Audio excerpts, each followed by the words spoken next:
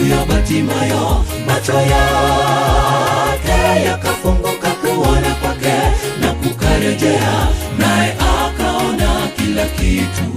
Karejea naye akaona tena, unirehemu Mwana wa Daudi, nataka kuona tena.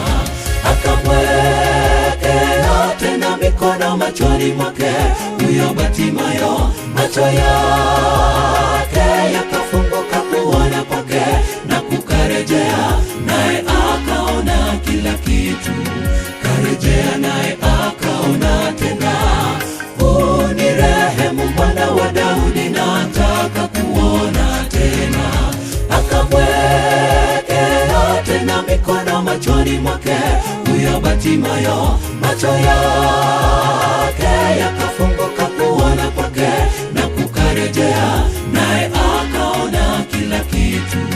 Karejea naye